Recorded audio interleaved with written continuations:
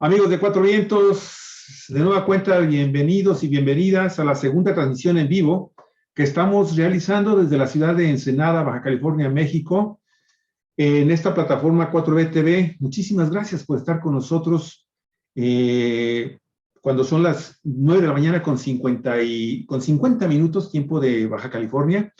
Las más cordiales bienvenidas al programa Desde la Izquierda.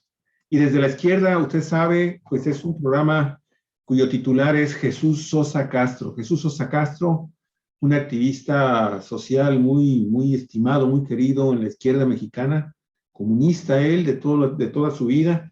Actualmente, pues brinda incluso asesorías, miembro del Morena, del partido Morena, pero pues ahí también le mete sus buenas críticas al partido Morena, a sus dirigentes cuando las cosas están mal, al propio gobierno de la Cuarta Transformación, obviamente. Pero Jesús, aparte, también es un colaborador de Cuatro Vientos, columnista, articulista en medios de comunicación a nivel nacional, y siempre nos regala unos 60, 40 y a veces 120 minutos de su tiempo de los jueves. El día de hoy, pues el tema está muy interesante porque de seguro pues nos van a ver muchos fifís, porque vamos a poner gráficas de pues el máximo héroe que tienen ellos a nivel, a lo largo de la historia, de toda la historia de este país, de los conservadores, de Maximiliano y sus herederos, los tatarabuelos de Maximiliano I y obviamente de su esposa Carlota. Bueno, amigos, amigas de Cuatro Vientos, gracias por seguir con nosotros aquí en su transmisión de este jueves. Tenemos a Jesús Sosa Castro y yo quiero presentar el tema de esta manera, Jesús. El pasado domingo fue un día extraordinario en muchos sentidos. Se sometió a discusión del Pleno de la Cámara de Diputados la propuesta de reforma energética, de reforma eléctrica del presidente Andrés Manuel López Obrador, un proceso que tuvo como antecedente la más abierta consulta que haya habido hasta el momento en un parlamento abierto. Fueron, no sé, decenas y decenas de foros y de sesiones y de voces que se escucharon. Hubo una participación más allá del Parlamento, de la propia sociedad, organizando conferencias, mítines, círculos de estudio, en fin, una propuesta estudiada como pocas veces se ha visto en el país y que suscitó pues gran interés en la ciudadanía. Esta propuesta de reforma eléctrica tuvo como virtud fundamental el dejar muy clara ante la mirada de los mexicanos los dos proyectos de nación que se están debatiendo hoy en día. Y lo pudimos ver en la sesión del domingo del Pleno de la Cámara de Diputados. Dos bloques perfectamente definidos. Por un lado, el de Morena y sus aliados. Por otro lado, el grupo Va por México, que capitanea, que liderea el oligarca Claudio X. González, y al que se le sumó ya, sin tapujos, Movimiento Ciudadano. Finalmente, aquello que decían que Primor, que el PRI, que estaba con Morena, que existía un pacto, que López Obrador tenía convenios, se les viene abajo porque lo que queda claro es que ha existido desde hace muchos años el PRIAN, no el Primor, y ya fue confirmado, ratificado, se leyeron los votos, vamos a decir.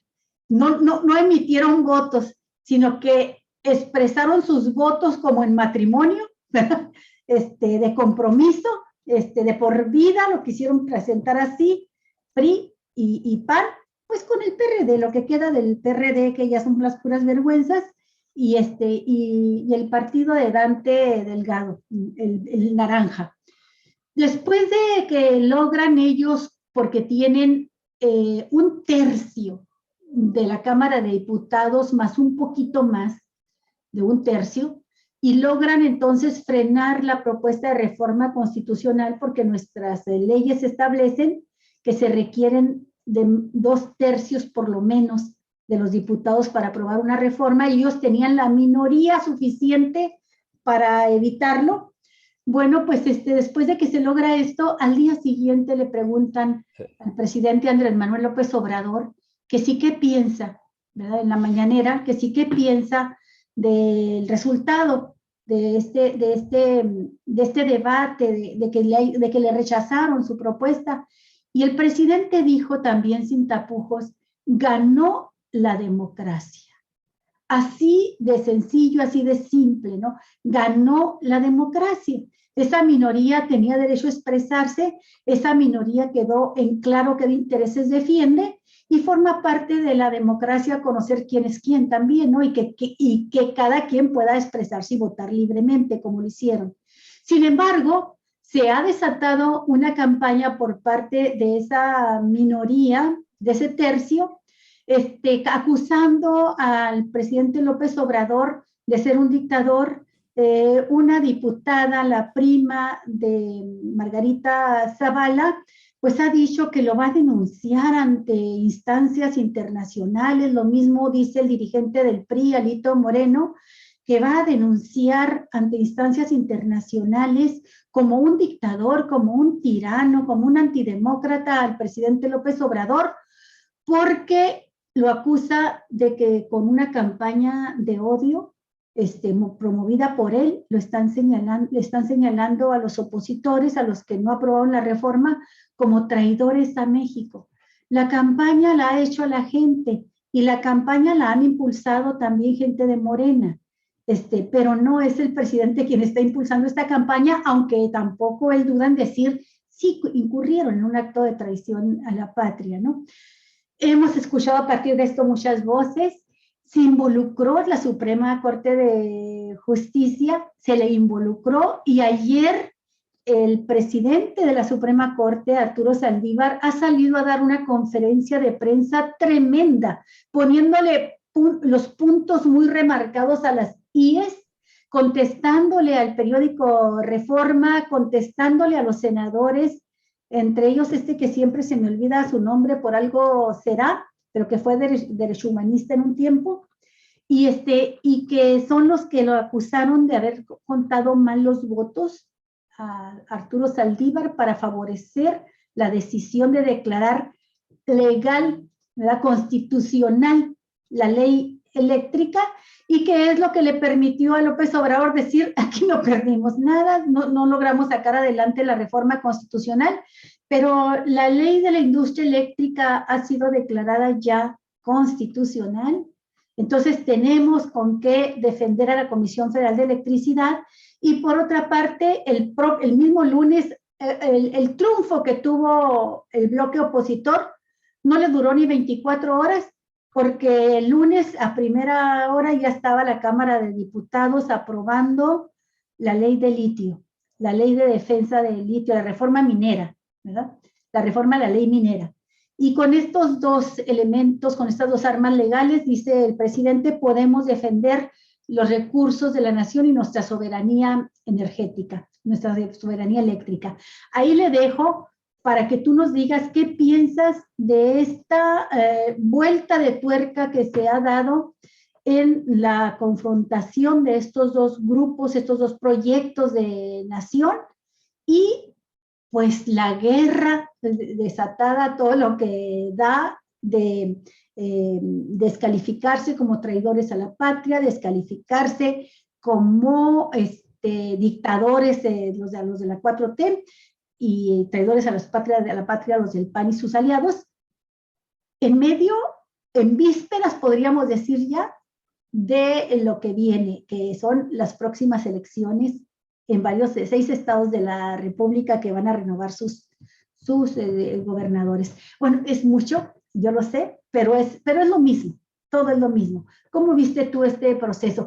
Sin olvidar, Jesús, que también sucedió algo histórico. El dato que he escuchado, que me han manejado, es que fue 1 millón de personas las que estuvimos pendientes de las transmisiones del canal del Congreso, siguiendo el domingo, paso a paso, todo este debate donde se dio de todo, donde se exhibió lo peor y también de lo mejor.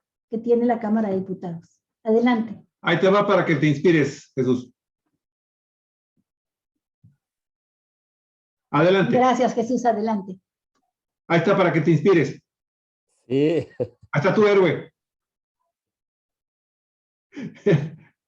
Bueno, como dicen los jóvenes refiriéndose a los viejos, los que ya no somos tan jóvenes, sino más bien unos chavorrucos, ¿no? Como nos llaman. No habíamos visto, en mi caso particular, no había visto en mi larga vida una serie de debates y de discusiones públicas abiertas como las estoy viendo en este momento en el país, ¿no?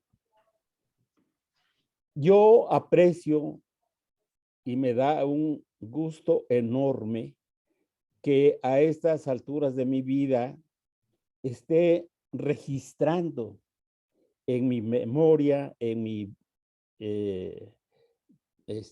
pues en mi largo trecho caminado, un debate tan profundo y tan serio sobre problemas que afectan y han afectado durante muchos años al país y que por primera vez en esta época se está abriendo paso una manera de hacer política y de decir las cosas, de ponerlas al descubierto, que están ayudando a que la gente se convierta en un elemento fundamental en el debate público y en la manera de defender sus derechos políticos durante muchos años, olvidada y soterrada de manera deliberada por parte de la oligarquía y de los gobiernos neoliberales, ¿no? Este debate que se ha venido dando en los últimos meses realmente ha puesto al descubierto lo que realmente está ocurriendo en el país. Y tengo la impresión, lo he dicho en otros momentos, que esto se da, entre otras cosas, porque el presidente de la República es una chucha cuerera en cuestiones de estrategia política, ¿no? Es un hombre con mucho manejo de la política, es un hombre muy informado, conoce los retruécanos, como se dice, que se expresan en distintos sectores de la sociedad, ha recorrido el país como ninguno, lo conoce al dedillo, ha tomado nota del pensamiento, de la conducta política, del quehacer y de la política de los pueblos originarios y ha enriquecido, a mi juicio, de manera muy grande, su propia experiencia que lo está colocando pues como uno de los estadistas más competentes y más respetados del mundo, ¿no? En este esfuerzo por entender lo que está pasando, yo quisiera utilizar una figura literaria que corre de voz en voz en el estado de Oaxaca y en el estado de Guerrero, especialmente en el sector de los pesqueros ribereños de estos dos estados, ¿no? Ellos tienen una expresión que le llaman el curricán. ¿El qué, perdón? Curricán. Curricán. Curricán. Y cuando yo oí por primera vez esta expresión en un viaje que hicimos mi esposa y yo hace años allá por Oaxaca, por Huatulco, pues me sonaba no solamente rara la expresión, sino que no comprendía el sentido de la misma, ¿no? Pasaron los años y ahora, con motivo de estas discusiones que se han dado, he tomado nota de la discusión que trae la gente en estas regiones de la República, ¿no? Y se ha explicado públicamente el sentido de esta expresión llamada curricán. ¿En qué consiste? Bueno, en que los ribereños, los pescadores, han puesto en práctica su experiencia para lograr subsistir a través de la pesca mediante la utilización del anzuelo en la costa de Oaxaca y de Guerrero. Y ponen en el anzuelo, en sus lanchas, en sus equipos con los que trabajan, utilizan pues muchas lanchas de esas rápidas que circulan en las riberas de las costas, ¿no? Utilizan el anzuelo colgado es decir, echan a andar la lancha y atrás ponen una serie de hilos con anzuelos y en los anzuelos ponen determinados pedazos de carne o el cebo. Ajá, exactamente. Y echan a andar la lancha y la lancha va caminando, corriendo a cierta velocidad y los peces que están en esa parte se lanzan sobre lo que ven en el anzuelo, se enganchan en el anzuelo y de esa manera estos pescadores pues subsisten y utilizan este mecanismo para pescar a los... Para atrapar a los peces. Atrapar a los peces, ¿no? Y esta figura literaria la están manejando ahora los guerrerenses y los oaxaqueños para explicarse lo que está ocurriendo con las estrategias y con las políticas que está poniendo el presidente de la República. Porque estos hombres hablan de que lo que hizo el presidente respecto, primero, de la ley de la industria eléctrica que promovió el año pasado, desde marzo, me parece, del año pasado, la quiso poner en práctica y llovieron los amparos para impedir que se hiciera efectiva esta ley. Entonces, entró en juego la Suprema Corte de Justicia de la Nación y casi al año dictamina que es una ley constitucional. Y allí vienen desglosados los puntos de esta ley que son válidos, que son constitucionales y que ayudaron al presidente de la República a disminuir la tensión y las dificultades que se percibían en la discusión y aprobación de su propuesta de reforma constitucional sobre la ley eléctrica, ¿no? Pero este presidente estaba jugando varias cartas a la vez, ¿no? Sabía que esta ley podía ser vetada por las empresas privadas y extranjeras, por sus abogados, por sus equipos de abogados, ¿no? Y entonces él empezó a preparar la propuesta de una reforma constitucional que fue la que mandó a la Cámara de Diputados y que no pasó porque no se reunieron los 2/3 que se requieren para la aprobación de la ley. Pero él, muy colmilludamente, a mi juicio,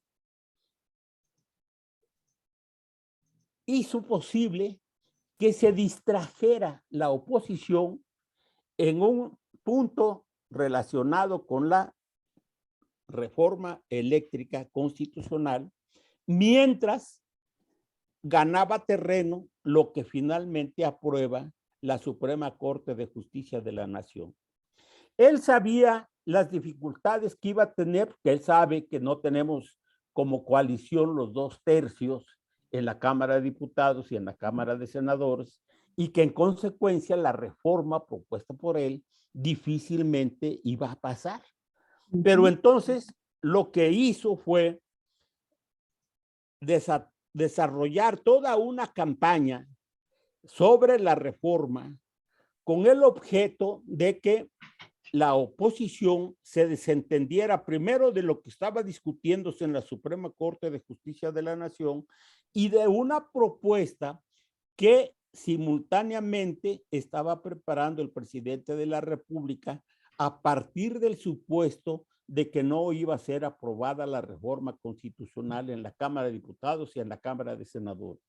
Y era la ley, la reforma a la ley minera para garantizar que el litio pasara a formar parte de la nación, del Estado mexicano, ¿no?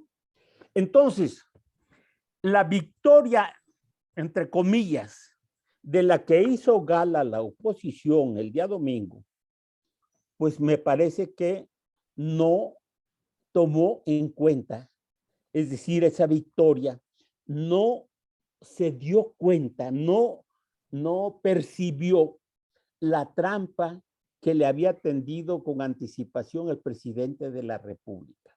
Porque si nosotros registramos y vimos la euforia con la que salió la oposición de la Cámara de Diputados diciendo que habían logrado derrotar la propuesta del gobierno y que habían logrado una victoria y se habían convertido en la fuerza principal que los iba a llevar a un triunfo irreversible en el 2024 y demás, pues inmediatamente al día siguiente el presidente de la República dijo: voy a mandar mi propuesta de modificación a la ley minera para garantizar lo de litio.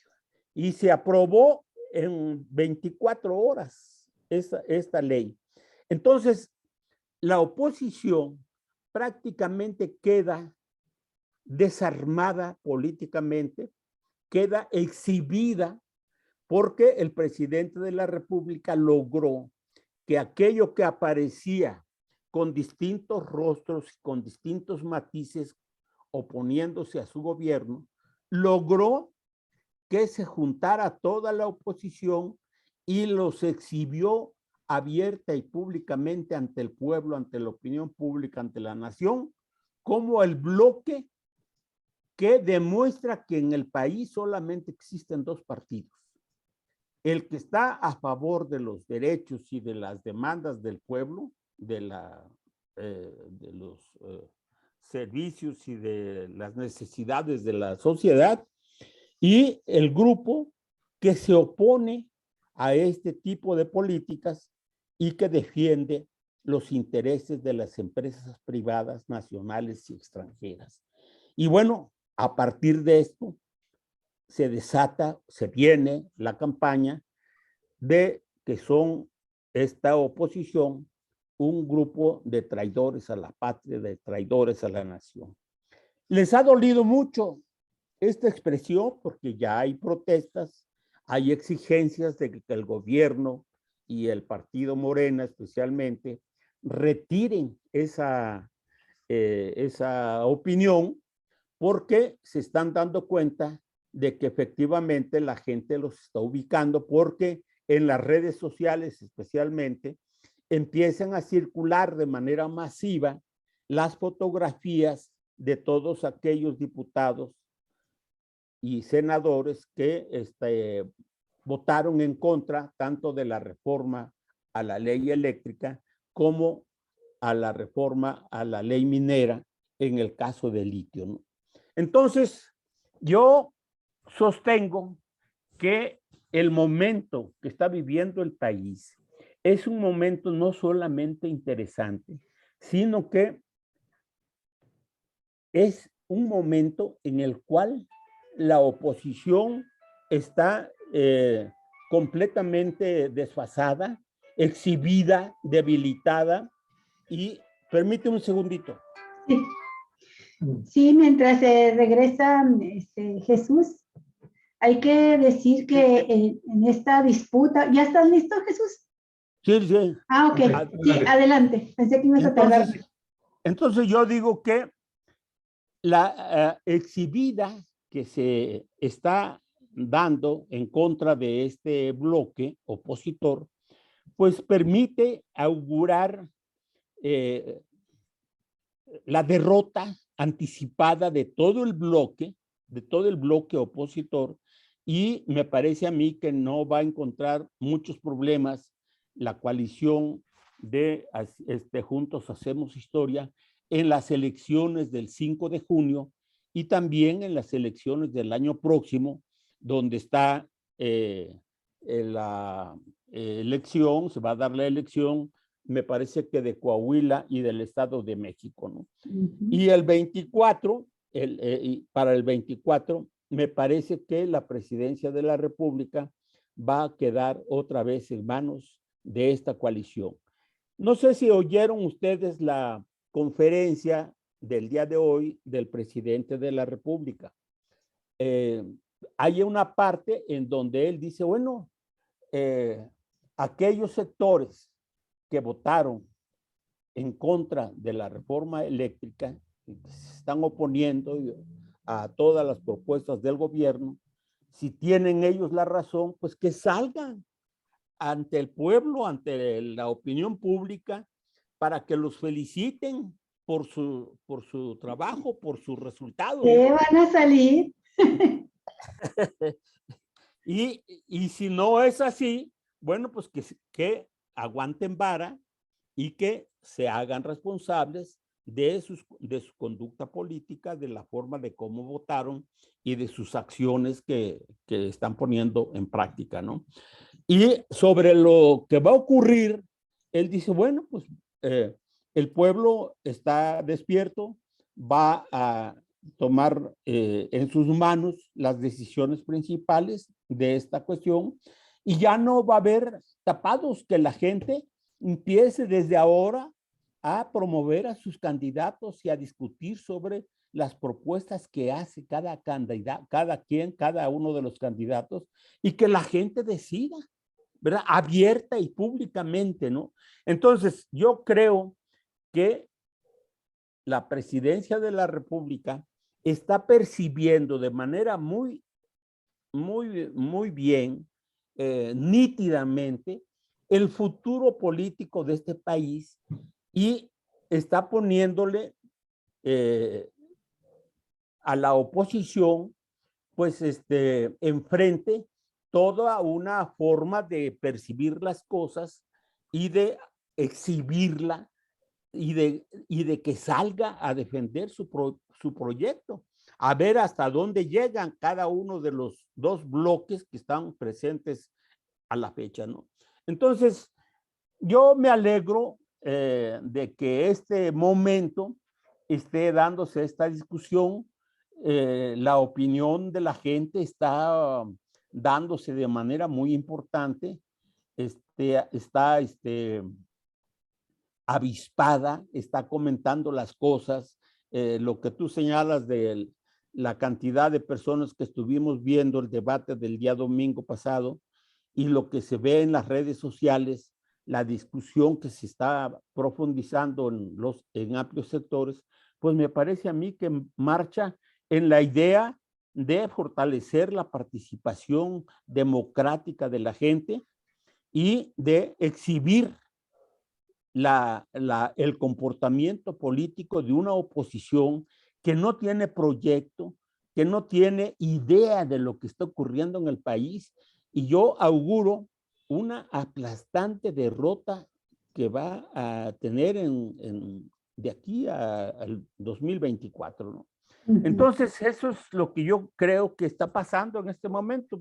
La discusión es muy rica, hay de todo. Las redes sociales se han convertido en un instrumento muy poderoso, tanto de unos como de otros. El debate está fuerte, pero me parece a mí que es saludable en lo que se está haciendo, lo que está pasando, porque la gente está aprendiendo, está enterándose de las cosas que antes, pues nada más eran cuestiones que se discutían y se aprobaban en las élites de la política, ¿no? Y ahora me parece a mí que la gente empieza a ocupar, los ciudadanos empiezan a ocupar un papel preponderante, importante en la discusión, en el debate, y empieza a hacer válida su fuerza y el ejercicio necesario para recuperar la democracia participativa, ¿no? Sí, una de las cosas que me llamó también la atención en este proceso de discusión de la propuesta de reforma eléctrica del presidente es el hecho de que no nos habíamos percatado al menos, o no se había visto en esa magnitud, la presencia de los cabilderos, de las empresas, de los bancos, de las transnacionales, y que veíamos películas o algunas notas o algunos escándalos de cómo actúan estos cabilderos en el Parlamento de Estados Unidos, por ejemplo, ¿no?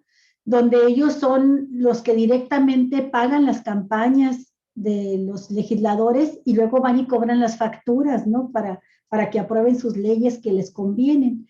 En México no se había visto esto. Lo que sí vimos por las denuncias de Ignacio, de Lozoya Austin, de Emilio Lozoya Austin, el exdirector de Pemex, de Peña Nieto, pues es con videos y todo, ¿verdad?, que se entregaron cañonazos de algunos millones de pesos a legisladores panistas para que aprobaran la reforma de Peña Nieto. Esta reforma que pretendió pues tumbar ahora López Obrador con su reforma eléctrica, por lo menos en el área de la electricidad.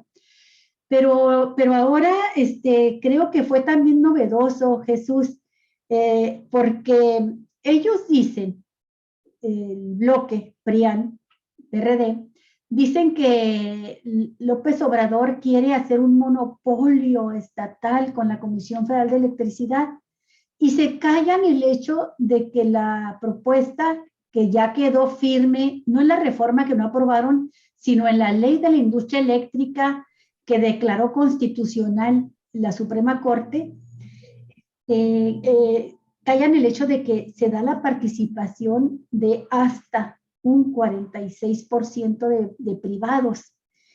Y también callan el hecho de que no existen empresas mexicanas metidas a la explotación y generación de energía eléctrica en México, todas son transnacionales, pero también callan el hecho que quedó evidente en la víspera del debate de que los cabilderos de estas empresas estaban metidos hasta el cogote dentro de la Cámara de Diputados, a grado tal que descaradamente violando las normas, pues apareció por ahí uno de los cabilderos, Paolo Salerno, italiano, al lado de una diputada perredista, hechura, ¿verdad?, en su carrera política, de Silvano Aureoles, es de Michoacán, esta diputada, y ahí estaba sentado con sus maletas, con sus portafolios junto a ella, y que después nos damos cuenta, Jesús, de que este personaje, Salerno, pues representa a un grupo empresarial poderoso y que en realidad fue contratado por la coalición esta de Va por México, por el PRIAN, aunque lo presentaron ya no como cabildero, sino como supuestamente como asesor del PRD. Ahí imagínate, el representante de un conjunto de empresas transnacionales de la energía eléctrica, aparece como el asesor de los perredistas, pero no fue el único. No fue el único. Hay por lo menos 60 casos de cabilderos documentados ya con sus nombres y apellidos que estuvieron ahí cerquita al oído de los priistas, de los panistas, de Movimiento Ciudadano, y se pregunta uno, Jesús, si ya tenemos la evidencia de que en la administración anterior recibieron pues unas mochadotas unos moches grandes por parte de Odebrecht para que votaran la reforma energética de Peña Nieto, ¿de a cuánto habrá sido el pago? Esto no lo dice el presidente, no lo dice nadie, no se busca, pero el sentido común, Jesús, de los mexicanos Dicen, claro, su voto no fue de a gratis, ¿no? ¿Tú qué piensas de eso y qué piensas del hecho de que se les esté haciendo esta campaña de traidores a la patria? Algunos la critican, algunos dicen que es un exceso, que no se debe de hacer porque Ricardo Monreal, entre ellos, dice que polariza aún más el debate, dificulta el acercamiento con la oposición y todavía hay algunas reformas que aprobar para los cuales, dice él, necesitamos a los opositores. Dice, y no debe, he escuchado opiniones de todo tipo de analistas que dicen, no se debe de fomentar más esta polarización y estos discursos de odio, ¿no? Por otra parte, pues escucho también a quienes dicen, ¿cómo que no? Tienen que pagar una factura por lo menos política, un costo político, la gente tiene que conocer quiénes son esos diputados y que no vuelvan a votar por ellos. Total, es una guerra política también, pero es la guerra que, aunque tenga discursos de odio, como dicen, pues está dentro del contexto de esta pelea por la nación, de esta pelea por los proyectos de nación que se tienen. ¿Cuál es tu opinión, Jesús? Bueno, un diputado del PT, me parece que Gerardo Fernández Noroña, ha hecho cuentas de lo que posiblemente recibieron los diputados por parte de las empresas, especialmente de Iberdrola, para no aprobar la reforma a la ley eléctrica. Él habla de que si en cada año esta empresa o las empresas privadas se roban 470,000 millones de pesos cada año, entonces repartir 50 millones de pesos a cada diputado les resulta bastante barato, ¿no? A las empresas. Y era un total, según sus cuentas, de 11,500 millones de pesos aproximadamente, los que gastarían estas empresas en cohechar en los moches a los diputados. Y yo digo que, aunque no hay aún evidencias de que este dinero llegó a manos de los diputados, y aun cuando estoy claro de que puede ser que no a todos les haya tocado lo mismo, porque seguramente que a los jefes, a los que ellos consideran importantes en el debate, pues seguramente que les dieron más que a otros, ¿no? Pero de que se repartió dinero, yo no me cabe duda de que así ocurrió, ¿no? Y ahora no lo sabemos a estas alturas con precisión, pero lo vamos a saber, porque finalmente es muy difícil que estas cosas se oculten definitiva o eternamente, ¿no? Vamos a saber en algún momento de cuánto fueron los moches que recibieron los diputados. ¿En qué baso mi opinión? Bueno, en primer lugar, en la forma de cómo se expresaron todos los diputados del PRI, del PAN, del PRD y del Movimiento Ciudadano, porque sus votaciones fueron unánimes en contra. Había personas que en lo personal fueron presionados por sus electores, digamos, para que votaran a favor de la reforma, pero se pasaron por el arco del triunfo esa presión que la gente hizo en cada uno de algunos de los distritos de estas personas, y aún así votaron en contra del proyecto presentado por el presidente de la República. Pero si tú oyes los discursos de los dirigentes de estos partidos, son intervenciones verdaderamente patéticas, ¿no? Porque el discurso de Alito, por ejemplo, es un discurso que pinta a un partido sin idea de lo que está ocurriendo. Ya no digamos en el país, sino al interior de su propio partido, ¿no? Ujú. Porque es evidente que esta coalición de Va por México, en la cual la fuerza mayoritaria, la que ha mantenido de manera, ¿cómo se le dice? Eh, no solo frecuente, sino consecuente, una Ujú. oposición al Congruente. régimen, consecuente, ¿no? Ujú. Al gobierno de López Obrador, pues es el PAN, Ujú. porque los otros partidos han ido de un lado a otro buscando algún resorte que les permita que los impulse a tener presencia política en sus respectivos partidos o en determinados sectores, y la verdad es que nada más no cuajan, ¿no? No, Esta conferencia de es una prensa. derechización total, o sea, se corrieron por completo a la derecha. El Así es. PAN, el PAN actuó como un imán, el PAN es de derecha, pero actuó como un imán y los atrajo, ¿verdad? Y ya no hay diferencia entre ellos. Así es, claro.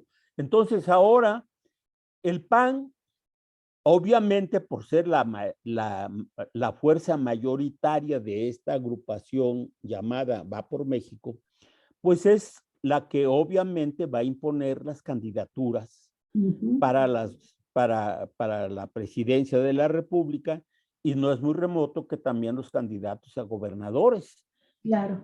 de los estados que vienen, ¿no? Ujú. Y el PRI y el PAN y el PRI y el PRD y Movimiento Ciudadano, pues están ahí como pegotes sin ninguna posibilidad de imponer una candidatura, porque además de todo, no tienen propuestas para hacer Oye, en Jesús, este ahí en la ejercicio. pantalla puso Javier a los dirigentes de los tres partidos, PRI, PAN, PRD, Sí, pero también a los verdaderos líderes y autores sí, intelectuales de esta coalición, a ajá, Gustavo de Hoyos, de Gustavo de Hoyos y Hoyos, a que Claudio X era González, entonces presidente de Coparmex, así y es, a Claudio X González. Claudio Claudio X, X González ajá, de Mexicanos contra la Corrupción y de, bueno, Kimberly Clark, su sí, papá. sí, un oligarca, bueno, hijo de un oligarca.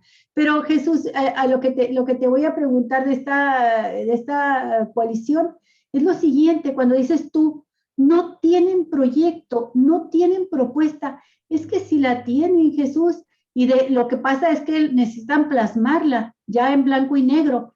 Pero Claudio X González le declaró en entrevista a Álvaro Delgado que ajá, estaba elaborando él el programa de gobierno 2024, el siguiente sexenio, 2030, y que es el que le va a proponer a la coalición.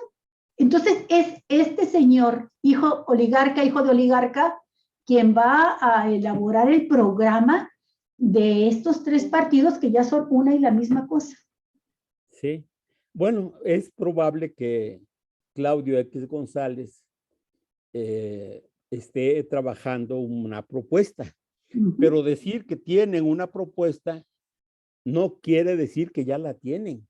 Es decir, para que ellos puedan convertirse en una fuerza triunfante en las elecciones, no solamente del 24, sino en las elecciones que vienen, necesitan mostrarle a la opinión pública, a los electores, desde ahora, qué es lo que están proponiendo como oposición al proyecto de la Cuarta Transformación que está impulsando la coalición de Juntos Hacemos Historia.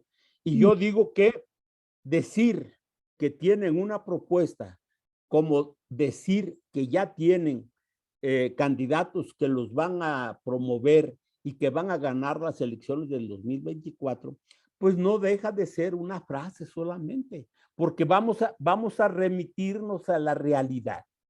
¿Cuáles son esas propuestas de las que habla Claudio X González? Él ha dicho, yo soy un liberal, un demócrata, y estoy trabajando una propuesta en donde se atiendan las necesidades del pueblo mexicano. Es lo que dice él, así de manera general, ¿no? Pero en concreto, si esas son sus propuestas, ¿cómo van? ¿Cuál es la diferencia o cuál sería la diferencia entre su interés de resolver los problemas que tiene el pueblo de México con las propuestas y la política que está planteando y que está desarrollando el gobierno de la República? Si justamente el gobierno de la República se está ocupando fundamentalmente de atender las necesidades básicas del pueblo de México. Entonces, ¿cuáles son las demandas progresistas que eventualmente podría tener esta coalición de Va por México? Yo no la veo, francamente no la veo, ¿no? Y veo muy difícil que pueda, a menos que sea un planteamiento demagógico, hacer un proyecto de gobierno que supere al proyecto de gobierno que está impulsando el actual presidente de la República, como para que ellos tuvieran la posibilidad de triunfar en las elecciones que vienen, tanto las de este año como las del próximo y las del 2024. Veo muy difícil que ellos tengan realmente una propuesta que atraiga, que configure una opinión y una respuesta de la gente que los lleve al triunfo en las elecciones próximas que están programadas, ¿no? Ahora, en cuanto a los candidatos, Olga y Javier, ¿cuáles son sus candidatos de los que ya están hablando? Bueno, están hablando de Lili Telles, por ejemplo, ¿no? Ay, caray. Están hablando de que anda huyendo de la justicia, ¿cómo se llama? Sí, de Ricardo Anaya. Ricardo Anaya, ¿verdad? Están hablando eventualmente de la señora Zavala, de esta mujer de Calderón. Están hablando de Margarita Zavala. La boca en el debate. Están hablando también de Gabriel Cuadri. Uy. Imagínense, ¿no? Y también se habla de la posibilidad de que finalmente el candidato de ellos a la presidencia sea Claudio X González. El propio Claudio X. Exacto, ¿no? Y yo creo que si esta es su propuesta, tanto en lo que se refiere a un proyecto de gobierno como a las candidaturas, pues me parece que lo que se augura no es precisamente un triunfo electoral, ¿no? Unas finas personas, una derrota personas, todos ellos.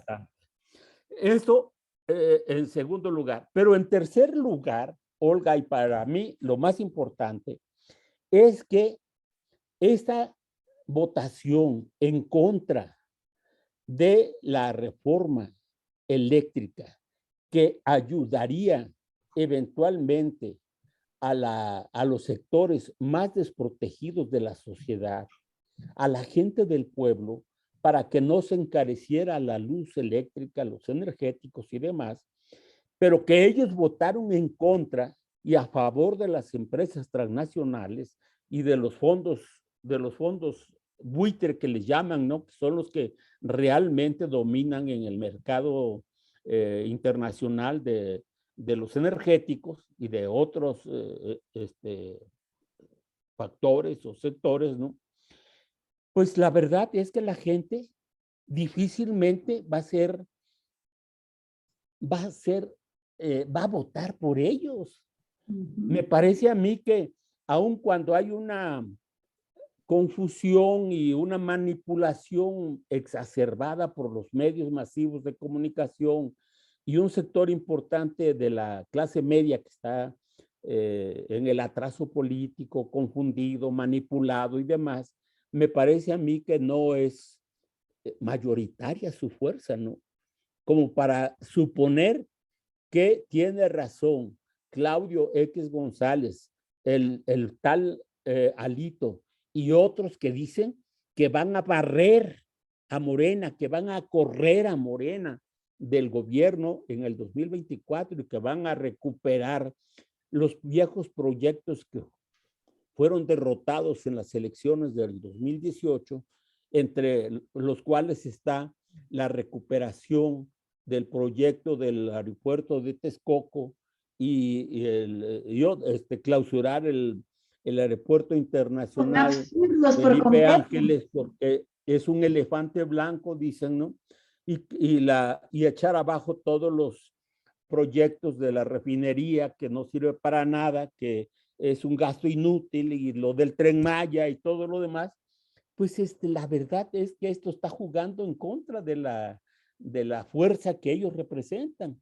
Sí. Y yo estoy convencido de que, al contrario, la fuerza manifestada en las encuestas últimas están mostrando que el gobierno de la República tiene un apoyo creciente que ha llegado al 70 y tantos % de aceptación. Oye, en Después Oaxaca el 81%. sí, Sí.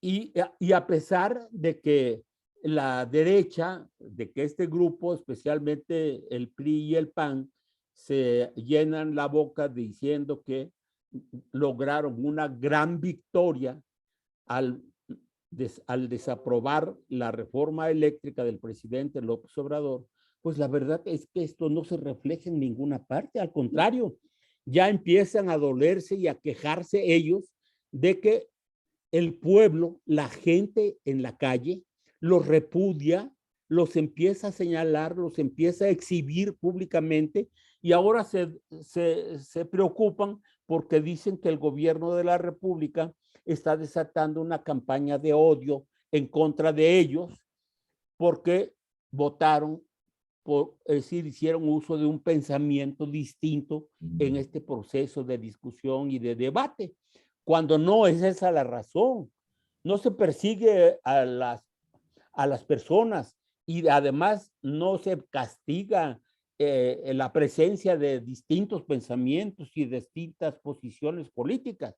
Lo que se señala es el acto de traición que se ha cometido por parte de estas fuerzas en contra de los intereses del pueblo, que están contenidas no solamente en la Constitución, sino también en el Código Penal, que hoy mismo el presidente de la República mostró en dónde están las bases y los fundamentos para decir que las personas que se pronuncian, que hacen política en contra de los intereses del pueblo, son traidores a la patria, ¿no? Entonces, eso es lo que hay, eso es lo que se dice, y eso es lo que no quieren que se señale. Están planteando que se retire toda la campaña porque supuestamente no hay razón para exhibirlos como traidores a la patria, ¿no? Entonces, yo no veo que ellos estén realmente en el corazón, en el pensamiento y en el apoyo de la gente. Están repudiados por la inmensa mayoría de la sociedad y temen precisamente que vaya a ocurrir una debacle en los procesos electorales que vienen en su contra, ¿no? Sí, Jesús, vayamos a eso. Decirles traidores a la patria, bueno, pues de acuerdo con el Código Penal, pues pudiera configurarse el delito, ¿no? Pero no creo yo que vaya a haber ninguna acusación de tipo penal, No, claro. por supuesto. Sobre todo partiendo de lo que dijo el presidente López Obrador, triunfó la democracia, ¿verdad? O sea, hay los contrapesos Claro. y ellos tienen el tercio más uno, ¿verdad? O sea, conforman un tercio en la Cámara de Diputados suficiente para frenar una reforma constitucional, y eso lo hicieron. Y eso habla entonces de que funciona la democracia. Pero claro. además funciona la democracia también porque ahora como nunca la gente se está expresando, está saliendo a las calles como lo estuvieron ahí junto a la sede legislativa, exigiendo ser escuchados que como pueblo reclamaban a los legisladores votar a favor de la reforma. Pero funciona la democracia como lo hemos visto en los últimos estos 3 años, pues con consultas. Aquí en Baja California salimos beneficiados con la consulta popular porque el presidente respetó su compromiso de que no se instalaría Constellation Brands y la mayoría de la gente lo rechazaba y se hizo la consulta y se rechazó. Y en Mexicali la gente está muy contenta porque logró defender el agua en un lugar como Mexicali donde hace tanta falta este líquido, ¿no? Bueno, pero detengámonos en esto de la traición a la democracia. Es un manejo político. Ante esto, ¿tú qué piensas de lo que dijo Ricardo Monreal? Dice él, no hagamos esta campaña, no los estemos señalando porque los necesitamos para nuevas reformas. Yo te pregunto, Jesús, ahorita como está ya de definido el bloque opositor, ¿tú crees que con campaña o sin campaña de señalarlos, ellos votarían algo a favor de las reformas, las otras dos que dijo el presidente que iba a presentar, la reforma electoral y la reforma de la Guardia Nacional? ¿Tú crees que se abriría una posibilidad de que aprobaran estas reformas si se deja de hacer la campaña, si no se les señala como traidores a la patria? Bueno, yo creo que el presidente mismo ha dicho, a pregunta expresa de uno de los reporteros, de si las demás reformas de las que ha hablado, que es la reforma electoral y la reforma que tiene que ver con la Guardia Nacional, van a ser llevadas o mandadas a la Cámara para su discusión y aprobación en este periodo inmediato que viene, ¿no? Y el presidente de la República ha dicho que a lo mejor no las manda ahora, ¿no? Porque para él, y yo comparto de alguna manera esta situación, él ha resuelto lo que tiene que ver fundamentalmente con las necesidades y urgencias de la gente, ¿no? Es decir, el problema del costo de la luz, el robo del que estaban haciendo las empresas transnacionales, el problema del despacho de la energía a través de las redes de la CFE, de la Comisión Federal de Electricidad, y de las políticas del autoabasto que prácticamente estaban en manos y bajo el control de las empresas, sangrando la economía de la gente, ¿no? Eso básicamente está resuelto. Me parece que el problema del litio, que es uno de los asuntos más relevantes que tienen que ver justamente con el futuro de las energías en México y potencialmente el mineral más importante para el futuro inmediato, pues ya también está resuelto, ¿no? Ahora, el problema electoral. Es verdad que es importante para la democracia y para sacar del control que tienen los partidos sobre el INE. Pero yo creo que él está calculando, y yo comparto esa opinión, de que el año próximo se termina ya el periodo de Lorenzo Córdoba. de Lencho y de su monaguillo, ¿no? Que son justamente los principales cabecillas que han llevado al INE a la situación en la que se encuentra, al estado de alejamiento de sus funciones políticas y del carácter que originalmente se le asignó a este instituto electoral.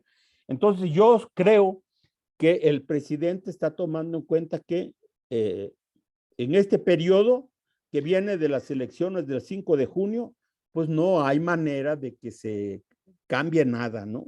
Eso lo va a organizar y lo va a sacar adelante el actual equipo del Instituto Nacional Electoral. Y el año próximo, las elecciones del Estado de México y de Coahuila, pues me parece que van a darse justamente en el momento en el que está a punto de terminar su periodo Lorenzo Córdoba y Ciro Murayama. Entonces no van a tener la misma fuerza que pusieron en práctica durante este ejercicio, en donde todavía tenían la sartén por el mango, ¿no? Yo creo que el presidente está haciendo ese cálculo. Y una vez que estos dos personajes salieron, me parece a mí que no es muy remoto que él esté pensando que en las elecciones que vienen para cambiar la Cámara de Diputados y la Cámara de Senadores en el 2024, Morena y sus aliados tengan la mayoría absoluta de los 2/3 y entonces puedan sacar adelante las reformas que ahora difícilmente podrían salir, porque está demostrado que hay un bloque que no va a permitir que cambie la situación. Y en consecuencia, yo creo que el presidente no quiere entrar a un periodo de desgaste político, metiendo a la Cámara, a las cámaras de senadores y de diputados, dos proyectos de reforma que de antemano se sabe o se prevé que no van a pasar. Y yo digo que no hay necesidad de que se llegue a eso, esperar un tiempecito más y hacer todo para que Morena y sus aliados arrasen en las elecciones de junio primero, del año próximo y del 2024. ¿Por qué digo esto, Olga y Javier? Porque ya se dijo que los diputados, pero yo digo no solo los diputados, sino todo el mundo, volcarse a hacer campaña, a exhibir a estos tipos, a este bloque opositor, en los estados en donde va a haber estos procesos electorales.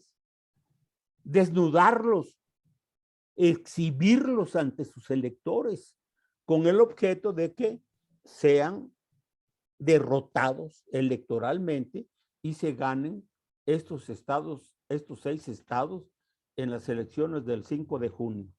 Las del año próximo en el Estado de México y Coahuila.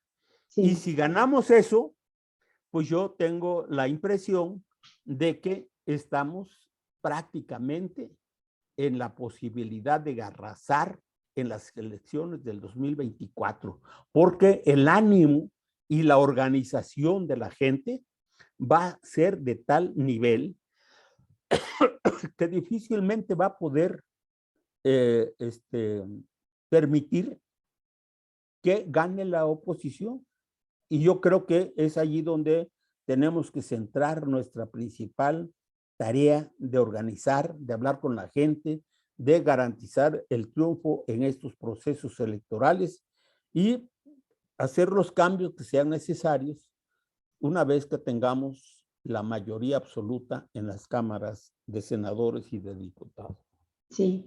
Bueno, pues puede suceder eso, puede suceder también que presente las propuestas, como lo dijo, tengo la obligación moral, política, ética de presentar las propuestas y si las rechazan, pues le sucederá lo mismo. Imagínate, por ejemplo, que el presidente presente la propuesta de reforma electoral, que muchos ciudadanos estamos coincidiendo ya de hace años en que tenemos un órgano electoral muy caro, en que los consejeros electorales se despachan con la cuchara grande, en que el INE no ha garantizado, me refiero a la cúpula de consejeros, no han garantizado procesos limpios, que si funciona ha sido por la gente que trabaja el proceso, los técnicos de las elecciones, los ciudadanos que participan y los ciudadanos que van y votan apabulladoramente a favor de un partido, como sucedió en 2018.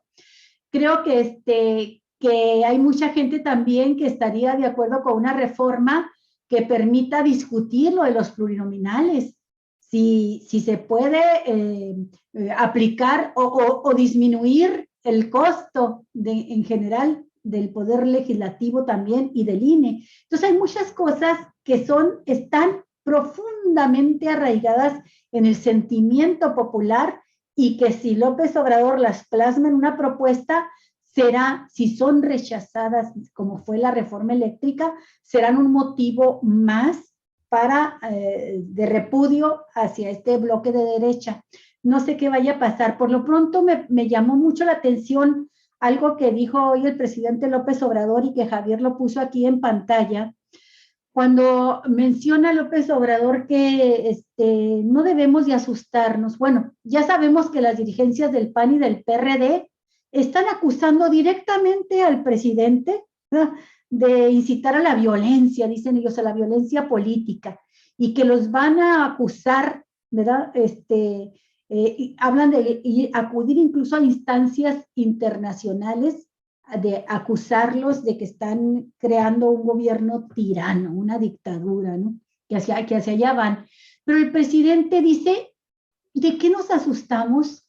Dice, estamos en un debate de ideas, en una confrontación de las ideas, y no tenemos que asustarnos. Estamos estrenando democracia, por decirlo de esa manera, ¿no? Y dice, ojalá que esta confrontación no se le tenga miedo y que predomine el debate por encima de la descalificación. Y esta parte me parece muy interesante, dice él, es la derecha la que habla de una polarización, pero la polarización se refiere a dos polos, y los dos polos regularmente tienen que hablarse de fuerzas equivalentes, ¿verdad? La misma fuerza de un lado y de otro para que se polarice.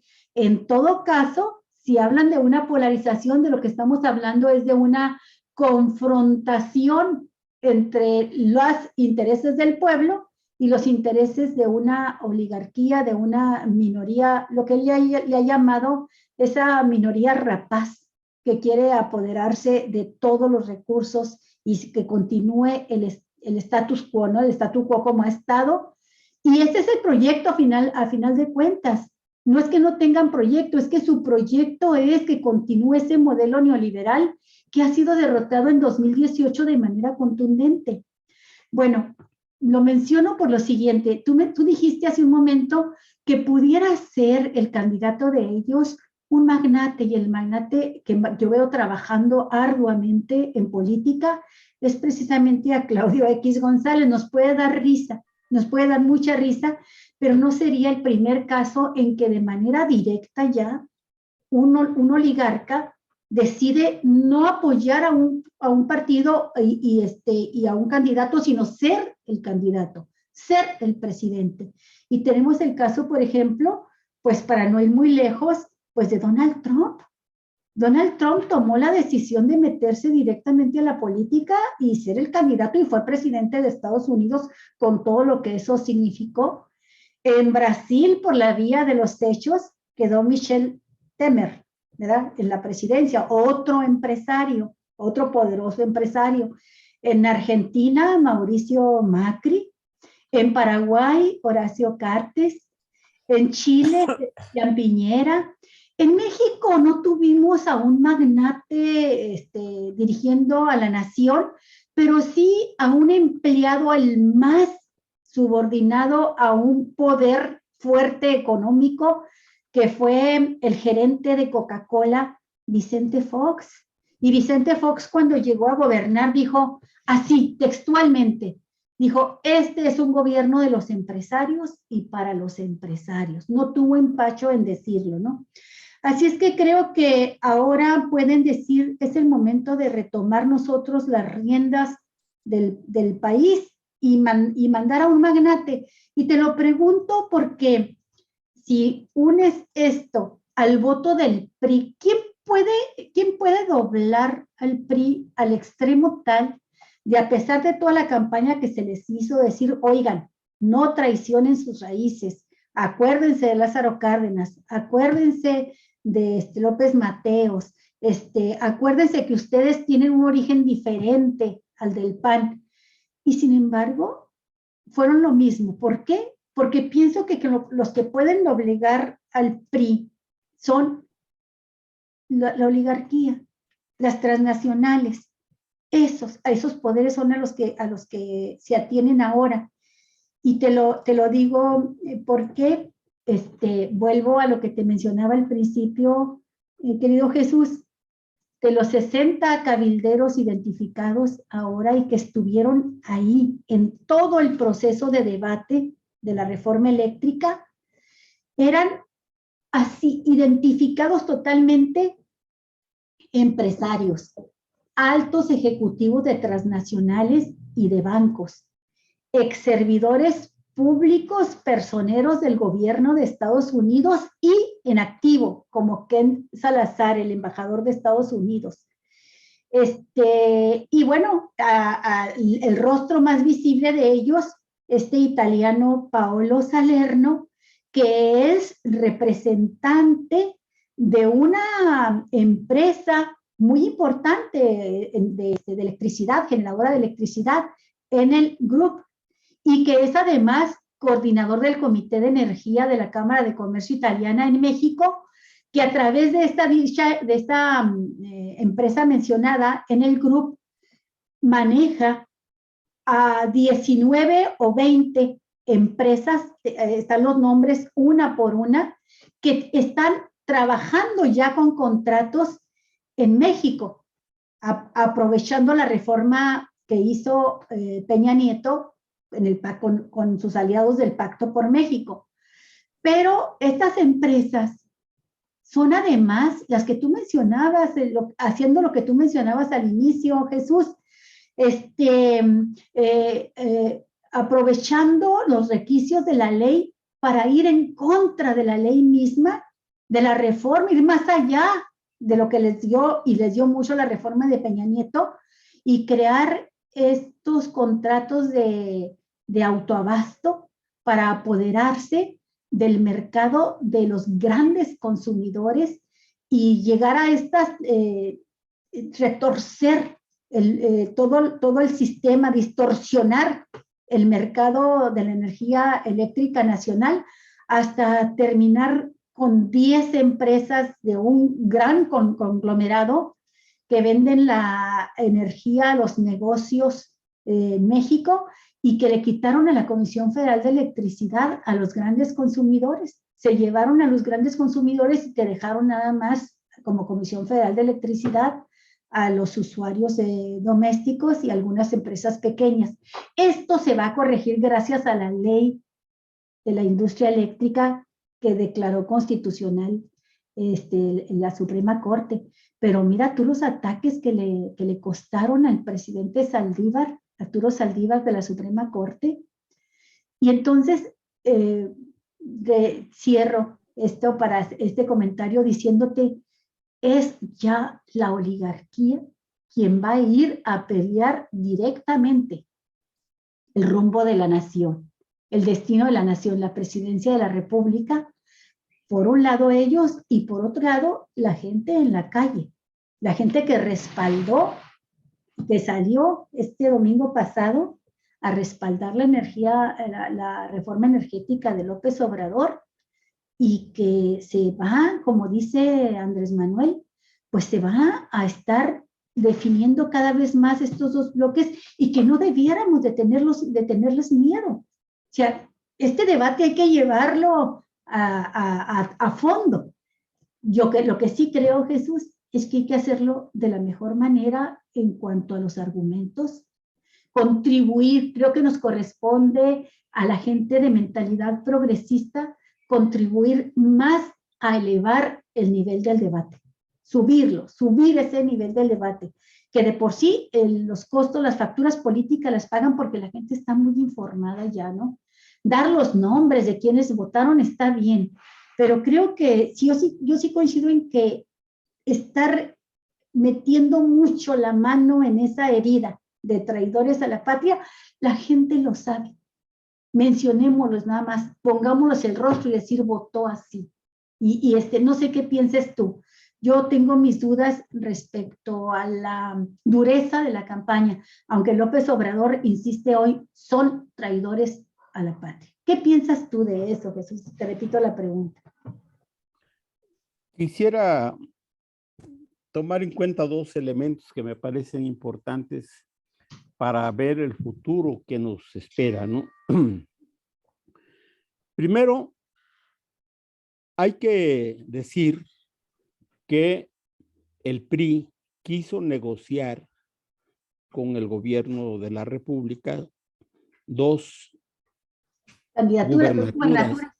gubernaturas de las que van a tener un proceso electoral el 5 de junio. Sí. Oaxaca y Hidalgo. Hidalgo, ¿no? No lo lograron. Luego esperaban que el gobierno de López Obrador hiciera lo que hizo el gobierno de Peña Nieto, por ejemplo, ¿no? Repartir dinero a los jefes, a los dueños de las tribus allí internas y lograr cambiar el rumbo del voto de varios de ellos para garantizar los 2/3 y lograr la reforma eléctrica. Nada de esto sucedió y no va a suceder.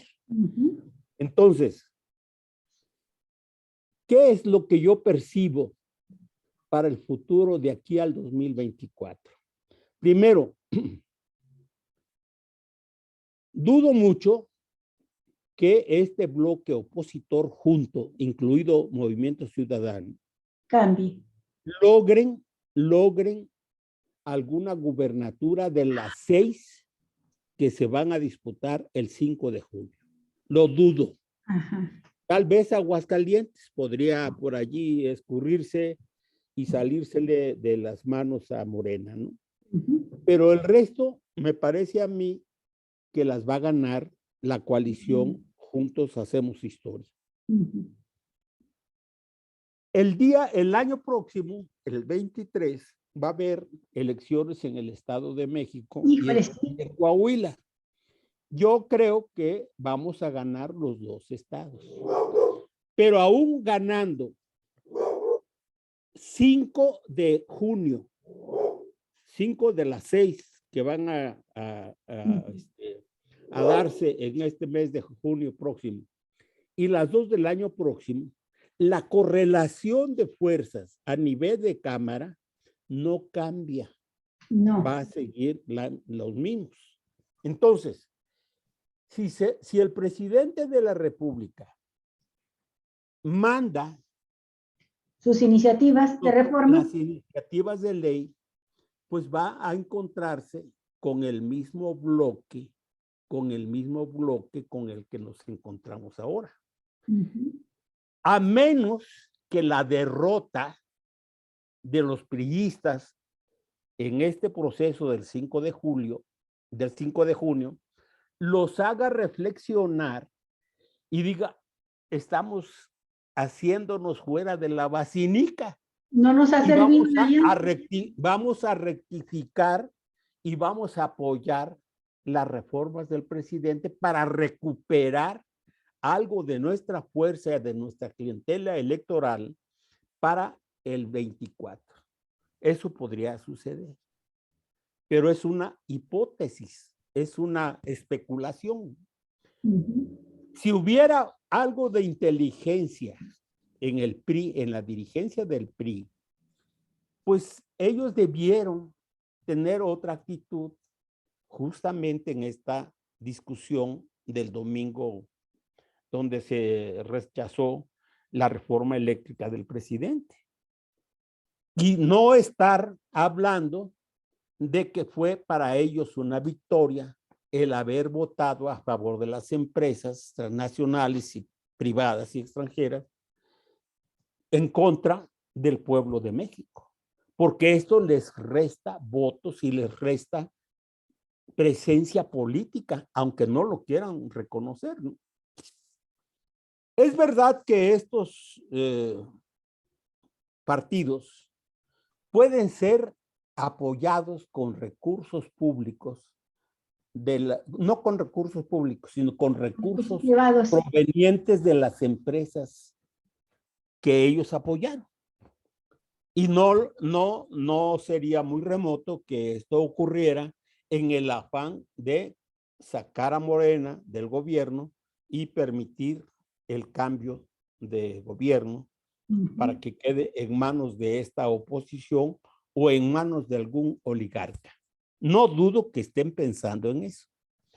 Pero me parece a mí que si eso lo están pensando, están menospreciando lo que ya está dándose en la gente de abajo, en el pueblo.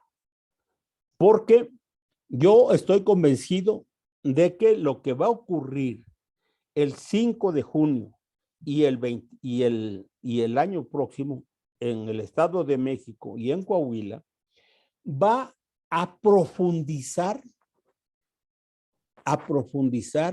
el debate, pero además va a fortalecer a la coalición de Juntos Hacemos Historia. Y que por lo tanto, las posibilidades de triunfo, de éxito de la oposición se van a reducir de manera muy importante, porque el PRI va a llegar sin ninguna gubernatura en su poder, con la posibilidad de que el PRD y el Movimiento Ciudadano pierdan el registro en estos estados. Y yo no descarto incluso que el PRI también pudiera perder el registro y quede como único partido de oposición con registro en estos procesos electorales, sea precisamente el PAN.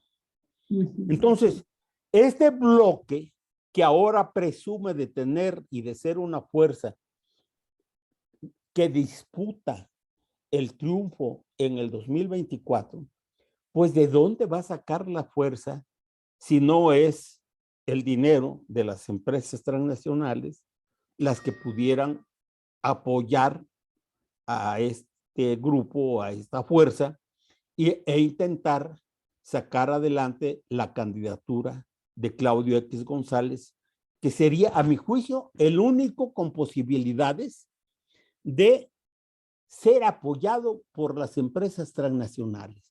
Porque si estos partidos que fueron apoyados por las empresas transnacionales en este periodo y no lograron el cambio, no lograron lo que querían, entonces me parece a mí que estas empresas van a pensar si vale la pena seguir repartiendo dinero en estas fuerzas y en estas personas que no representan ninguna alternativa para ellos.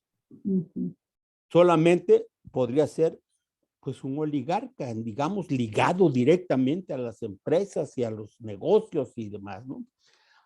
Pero eso no puede discutirse, no puede observarse al margen de lo que está ocurriendo en el mundo y especialmente en América Latina, ¿no? Exacto. ¿Verdad? Lo que está ocurriendo en América Latina no es precisamente el avance de las oligarquías.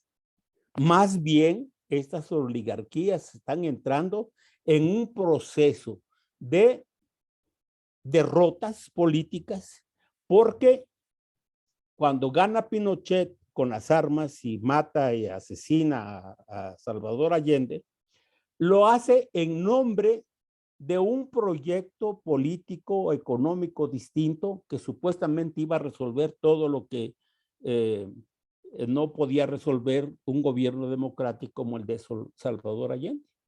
Pero ¿qué ha pasado con todas esas dictaduras? Pues no han resuelto los problemas principales, más bien han empeorado la situación económica de sus respectivos países. Lo que se ve ahora en Colombia, en Ecuador, en Perú, en Argentina, en Chile, en otras partes, la tendencia en Bolivia, en Venezuela y demás, ¿no? Bueno, pues es al contrario de lo que los aquí en gobiernos México progresistas que les llaman, ¿no? El progresismo. Exacto, exacto, ¿no? Entonces, por lo tanto, yo percibo que el panorama para la derecha en México no es precisamente bueno. Y que, al contrario, me parece a mí que la disposición, el coraje, la decepción de mucha gente que vio cómo votaron en contra del pueblo estos sectores, estas fuerzas políticas, los va a llevar a participar de manera muy destacada en estos procesos electorales que vienen, porque hay encabronamiento de la gente, precisamente porque se está afectando sus intereses. No es lo mismo que un recibo de luz te llegue, digamos, de 100 o de 200 pesos, a que te llegue de 1,200, 1,500 pesos, si se mantienen las políticas de estas empresas privadas, ¿no? Entonces, yo creo que es compleja la situación, hay que hacer un análisis más allá de exactamente de lo que está pasando en México y observar lo que está ocurriendo en otras regiones del mundo, ¿no? Y me parece que lo que está ocurriendo, particularmente en América Latina, incluso en otros gobiernos de otros continentes, como en Europa en concreto, bueno, pues los gobiernos tradicionalmente conservadores, apoyadores permanentes de los grandes negocios y de los fondos buitres y de los empresarios sin escrúpulos y demás, pues están entrando en una situación difícil que los está llevando a perder la hegemonía y a recibir críticas muy fuertes de sus electores y con la posibilidad de ser derrotados. Macron, por ejemplo, en Francia, ha declarado que va a tomar el control de la industria eléctrica por lo que está pasando en Francia. Así es. Ya no hablemos de lo que está pasando en España y en Italia y en otras partes del mundo. Entonces, el panorama a nivel mundial no es favorable, según yo, a las oligarquías. Más bien es la posibilidad de abrirle espacio a la gente, al pueblo, a los que nunca fueron tomados en cuenta y que ahora vienen empujando de manera muy importante para hacer los cambios que favorezcan la solución de sus problemas ancestralmente maltratados. Sí, tal vez ahora sí se entienda lo que dijo Andrés Manuel y que en aquel contexto no lo pudimos comprender y lo explotaron sus opositores hasta el cansancio cuando dijo, la pandemia nos viene como anillo al dedo. Y a lo que se refería es que la pandemia lo que iba a poner en evidencia es que se necesitaba un gobierno de bienestar social, un Estado fuerte, recuperar las obligaciones y funciones del Estado mexicano, de los estados en los demás países, que es lo que están haciendo ahora, para poder hacer frente a adversidades tan tremendas, a riesgos tan grandes para la humanidad, para la población de un país como es una pandemia, ¿no? Entonces, a eso se refería, porque la pandemia te demostró que con lo poco que quedaba del Sistema Nacional de Salud y con la política y la decisión de apoyo de fortalecer este sistema, México pudo resistir y pudo salir adelante, ¿no? Nos fue menos mal que a muchos países de primer mundo, europeos, Estados Unidos. Entonces, pues a lo mejor se entiende ahora. Yo no sé si Javier quiere hacer alguna intervención, pero yo quiero hacer mi última pregunta. Muy bien, los vientos son favorables al progresismo, a los gobiernos humanistas, a la izquierda, pero siempre y cuando, digo yo, Morena ya juegue su papel y postule buenos candidatos y haga al fin lo que les dijo Andrés Manuel en el día del Zócalo, de la celebración de los 3 años de triunfo, y que les dijo, hay que anclarse a la izquierda y no zigzaguear. Entonces, siempre y cuando haga eso y postule los mejores candidatos, porque lo que nos quedó claro como ciudadanos, ya por si alguien tenía dudas, es que es necesario no solamente continuar un proceso de transformación en 2024, sino ganar de manera rotunda, apabullante, la mayoría legislativa para poder sacar adelante las propuestas de la transformación. Eso es lo que yo quiero plantearte, lo de Morena, y Javier, por favor. Aprovecho precisamente esto que estás mencionando porque es el único comentario que yo quería hacer, Jesús, Olga, sobre este tema, del tema que trajeron el día de hoy aquí a exponer en el programa. desde la derecha.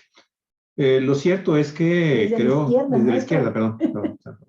Ay, perdóname, es que me impactó la imagen de Maximiliano I ahí, el héroe de Jesús Castro. Fíjate, el modelo a seguir. Fíjate que la verdad es que siento que voy a hacerle un poquito al grillo consciente, de Pinocho, ¿sí? El Pepe Grillo. Porque lo mismo que se le está diciendo a los partidos políticos de que deben de ser transparentes, de que deben de pensar por México, de que deben de mejorar su discurso, de que deben de presentar todavía programas más congruentes y mantener fundamentalmente la congruencia entre la ideología y el quehacer diario, ¿no? Tanto de la gente del partido Morena, ni qué decir de sus aliados, el Verde Ecologista y el Partido del Trabajo, tiene una historia también, híjole, bien interesante. No es el tema. Pero también hay funcionarios públicos, ¿no? Emanados de los gobiernos que salen después de una votación mayoritaria para el partido Morena y sus aliados. Entonces, sí se requiere que también se haga una profunda reflexión, mi estimado Jesús, al interior del partido Morena, fundamentalmente del partido Morena. Porque ahí, si digo algo mal, por favor, corríjame. Ahí también hay traidores. Ahí también hay gente de derecha. Ahí hay gente de ultraderecha. Baja California lo tenemos bien ubicados. Y están los congresos, que es lo más delicado. Y con eso, pues, se suman a veces a la agenda de los conservadores y de la ultraderecha. También falta de transparencia. Los resultados de las encuestas electorales para designar, por ejemplo, a los candidatos.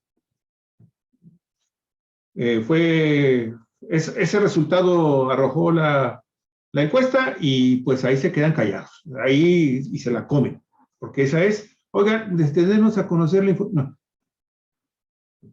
Señores, ese es el resultado. O sea, cuidado porque a veces, no estoy hablando de tu caso, Jesús, porque yo sé perfectamente bien, Jesús, que tú desde hace mucho tiempo, y eso siempre lo he admirado de ti, te lo digo públicamente, tú has sido siempre un crítico también de tu partido y de tu gente dentro del partido Morena y del gobierno también. Pero hay mucha gente que ve la oportunidad de que Morena pues sea una extensión del poder que ya disfrutan a través de otros partidos y de otros proyectos políticos. Y de eso se ha llenado el partido. A mí me preocupa mucho de que si no se corrige antes ese rumbo al interior del partido, y si, como ustedes lo comentan, puede finalmente Morena arrasar en las próximas elecciones y llegar finalmente a tener una mayoría calificada para hacer lo que quiera desde el punto de vista legislativo, pues eso, si está el partido en manos de gente que actualmente ocupa cuadros directivos dentro del partido Morena, a nivel nacional o estatal o municipal, pues cuidado, porque entonces podemos caer en situaciones que también pudieran ser muy peligrosas para la democracia de este país. Autocomplacientes. Sí. O sea, coludidos con malas acciones y con actos de corrupción, encubridores. Encubriendo malas conductas. Entonces, yo quiero en este momento nada más simple y sencillamente pensar en voz alta, mi estimado Jesús, para que no se diga que luego a veces uno no lo dice en los momentos que se tienen que decir las cosas. Y se tienen que decir y se están diciendo, como dice gatitos. Se tienen que decir y se dice. Y se dicen. ¿Qué era cortito? Bueno, en fin, perrito, no sé. No. Pero lo cierto es que, entonces, sí es importante que también en Morena, para llegar al 2024 con la posibilidad de continuar bien el proyecto de Andrés Manuel López Obrador, que se va en el 24, pues la verdad es que el país puede tener dificultades para consolidar el proyecto que propone y que López Obrador lo denominó la cuarta transformación del país. Hay mucho discurso, hay mucha palabrería, hay mucha repetición de no traicionar, no mentir, y el tercero no me acuerdo. Pero hay mucho sobre eso, no robar. Se habla mucho de eso. Lo hemos escuchado aquí a candidatos, a diputados, a presidentes municipales, a la gubernatura, y lo hemos escuchado repetir con algunos funcionarios públicos, y es lo primero que hacen. ¿Sabes? Roban, mienten, y traicionan. Entonces, Jesús, por el bien del país, por el bien de la democracia que comenzamos a gestarnos, una democracia participativa que ojalá a futuro, o espero que sea a corto plazo, pueda terminar en otro tipo de proyectos políticos, ideológicos, económicos, ¿sí? Pero sería muy interesante que Morena tenga la posibilidad de, ahora en esta asamblea que se está insistiendo, fíjate, desde ahí, se está insiste por parte de un bloque importante de morenistas auténticos que le están pidiendo a Bertita Luján, oiga Bertita, pues ya, ya mándalo, o sea, Ya ¿cuándo nos convoque das a fecha? asamblea del Consejo ¿Cuándo nos das Nacional. fecha? Y pues nada más aquí el mutis, ¿no? Entonces eso se ve mal para un tipo de electores que como nosotros, pues la verdad estamos informados y tenemos la capacidad de razonar y de entender mis limitaciones, pero también hay cualidades que también podemos nosotros expresar. Entonces, ese era el único comentario, ese es el único comentario que quiero hacer, Jesús. Para que incluso le respondas también ahora. Sí, yo quisiera decir sobre este tema que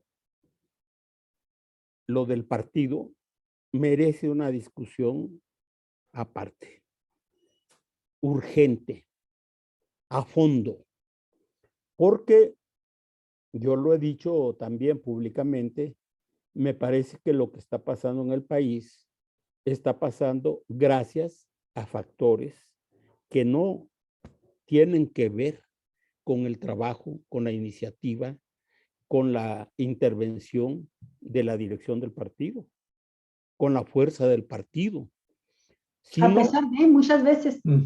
así es, sino que tiene que ver básicamente con lo que hace el gobierno federal y concretamente el presidente de la República. Así es. Este es un tema urgente, me parece que hay que discutir, porque no se trata solamente de garantizar el triunfo electoral del 5 de junio del año próximo y las elecciones del 2024.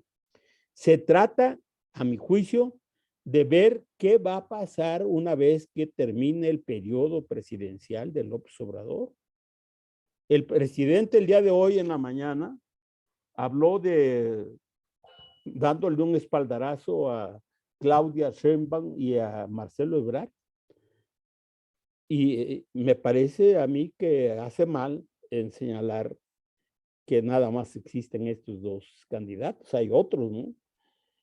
Aunque no sean reconocidos por él, ¿no? Existen otras candidaturas. Ahí tienes al ministro Saldívar por decir algo. Oh, el discurso de ayer. El discurso de ayer, híjole. No, ya me gustaba, ayer me gustó más. ¿Escuchaste está, su conferencia? ¿Escuchaste la conferencia de prensa del ministro Saldívar? Sí, sí la oí, su intervención fuerte, contundente, buenísimo, clara, ¿no?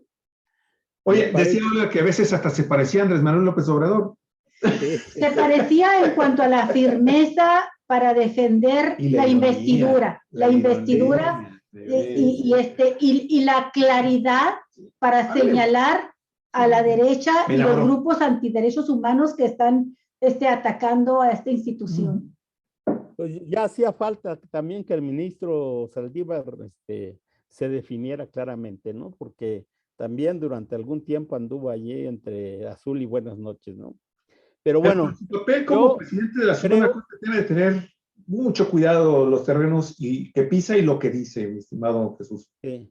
Yo creo que lo que viene es complicado.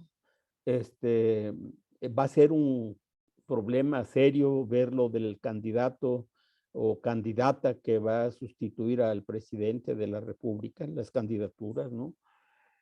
Es evidente que hay ya grupos que están apoyando a determinadas personas y me parece a mí que si no se logra la unidad de la izquierda, de la coalición y de los amplios sectores de la opinión pública que están en la idea de fortalecer el proyecto, profundizar el proyecto de la Cuarta Transformación, el riesgo de que por estas debilidades y fallas internas, pues la derecha avance y eventualmente nos pueda meter un susto fuerte, ¿no?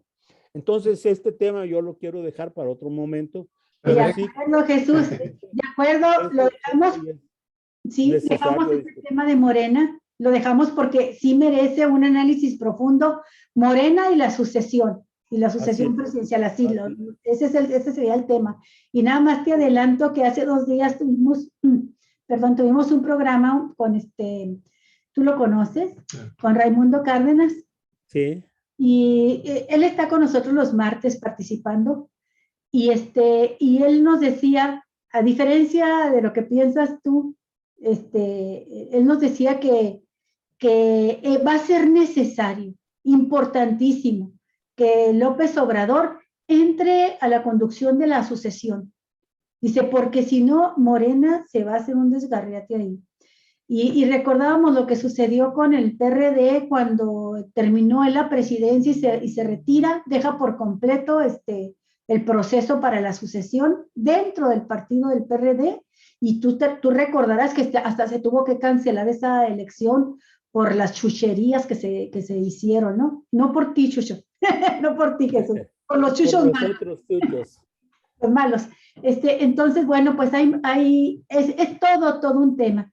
No sé si tendremos oportunidad para la próxima semana, cómo andes con tu programación de tu cirugía.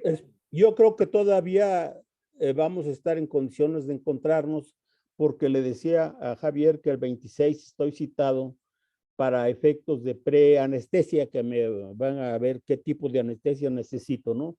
Pero la operación yo supongo que va a ser en la primera quincena de mayo. Estoy calculando, no lo sé todavía, pero me parece que la semana próxima todavía estamos en condiciones de platicar, ¿no? Claro. Muy bien. Y hay que precisarlo, es una operación porque tú tienes tus seguidores y no se vayan a espantar si no saben lo que tienes. Es una operación de catarata. De catarata. Es una catarata. Ya me examinaron, ya me encontraron, ya me dijeron qué es lo que tengo, y supuestamente no es complicada la operación. Es una operación ambulatoria que le llaman, ¿no? Te operan y te puedes ir a tu casa y con los cuidados del caso, ¿no? Pero de todos modos, pues no deja de ser una bronca, ¿no? La anestesia, ¿no? Espero que sea el ojo derecho. Es el ojo derecho, ojo derecho. Y supongo que la anestesia es local, no sé cómo sea. Sí, es local. Es local. Es local, Jesús. Es local y sales rápido de esa cirugía.